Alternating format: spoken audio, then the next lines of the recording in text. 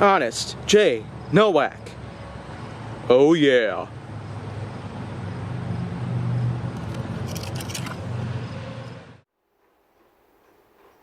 A pleasure to meet y'all at last, and welcome back to HGN. Now, let me just say that for one, I'm pretty excited to have some more subjects to talk about, so let me go ahead and get another smaller one taken care of before all of the bigger ones come into play. Because if you don't remember from back then, during some of the earliest times of Honest J. Nowak last year, then, well, you've probably come across an episode that talked about nuclear bombs and, well, nuclear power of all sorts. But today, I'm going to be talking about some of the smaller variations of the nuclear bomb, just simply known as regular bombs.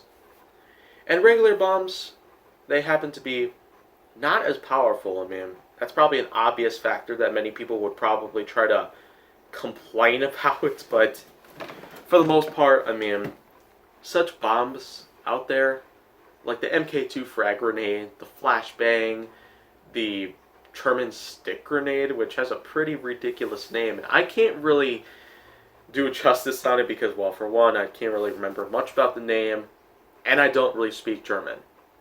Just a few other languages. Still learning about Italian, but I mean, I've already talked a lot about my linguistics. So, I mean, I guess I'll just simply talk more about them later, but anyways, to talk about regular bombs, aside from, well, the type of explosives you get, if you have been playing Call of Duty, I mean, you probably already recognize that there are a ton of other types of weapons in the American military's stockpile of different weapons and the like. Projectiles of all sorts. And, of course, aside from the frag grenades and the flashbangs, we got others out there, like smoke grenades, concussion grenades, which are meant to be more of a stunning weapon, and in ways that the flashbang is also a stunning weapon, but in effect, that it actually blinds you, whereas a concussion would just simply disorientate you. And there's also a few others, like the landmine, the bouncing Betty, which is simply a landmine as well, but it bounces up. Ergo, the name Bouncing Betty. Yeah, even I don't have any idea why Betty has to be incorporated into it. Why couldn't it just be called a bouncer?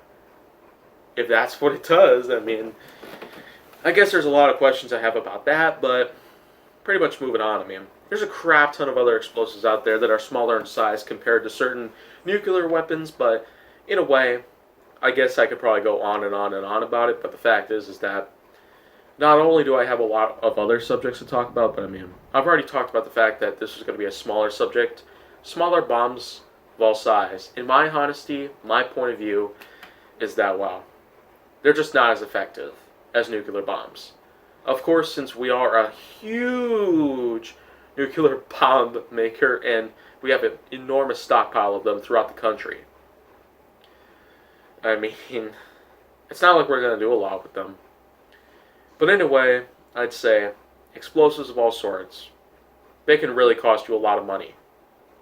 Not only to buy them, but to also destroy certain property.